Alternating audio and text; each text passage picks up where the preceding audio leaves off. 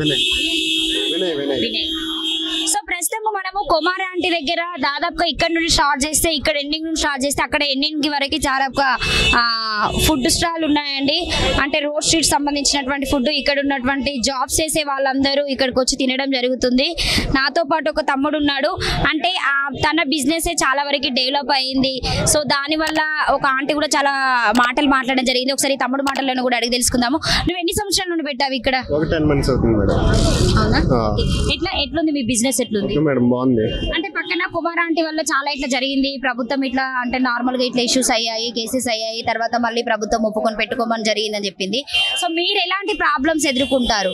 Problem అంటే మనకి traffic ఆగడం వల్ల ఎక్కువ ప్రాబ్లం ఫేస్ చేయాలి. ప్రభుత్వం దగ్గర నుండి అయినా అప్పటి నుండి అయినా. ఇప్పుడు నుండి మనం అంటే ఒక 10 months అవుతుంది, కానీ అంతకు ముందు నుండి కూడా ఒక 13 years నుండి చేస్తున్నారు. ఎప్పుడు లేని ప్రాబ్లం ఇప్పుడు వచ్చింది ట్రాఫిక్ వల్ల.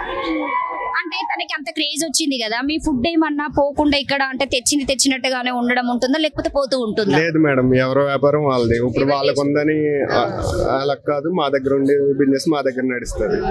ఎన్ని కేజీస్ తెస్తావు రెగ్యులర్ గా? నార్మల్ గా ఫుడ్ అయినా చికెన్ అయినా? చికెన్ 15 kgs తెస్తాం, రైస్ 15. రైట్. పోతారా మొత్తం కంప్లీట్ అవుతుందా?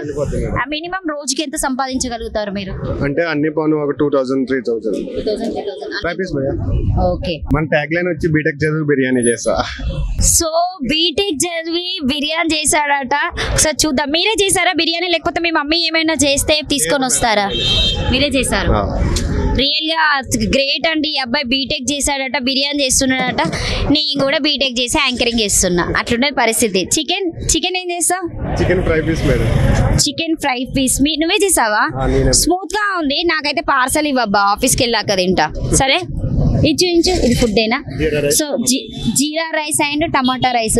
ఇక్కడ బాగా నీ దగ్గర అంటే మంచిగా ఉంది అని చెప్పేసి ఎవరైనా చెప్పిపోయిన వాళ్ళు ఉంటారా ఈ ఫుడ్ బాగుంటది? డైలీ వస్తారు మేడం. మీరైతే ఎలాంటి మీ వ్యాపార పరంగా కుమార్ ఆంటీతో మీరు నష్టపోవడం లేదు, మీ బిజినెస్ మీకు రన్ అవుతుంది? లేదు, ఇంకా ఎక్కువ ఏంటంటే క్రౌడ్ వస్తాం వల్ల అటు వెళ్ళలేక ఇటు వెళ్ళలేక ఇంకా మా సైడ్ వస్తారు, కానీ అలా మాకు కలిసి.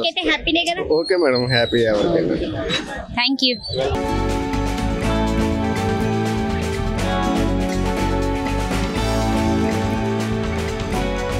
బీటెక్ చేసినటువంటి అబ్బాయి బిర్యానీ ఎలా చేశాడో ఈ రోజు మా సోషల్ పోస్ట్ నుండి నేను తినడం జరుగుతుంది. సో టేస్ట్ ఎలా ఉందో మీకు కూడా చెప్తా.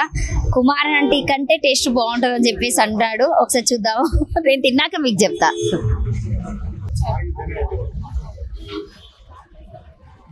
చాలా బాగుంది.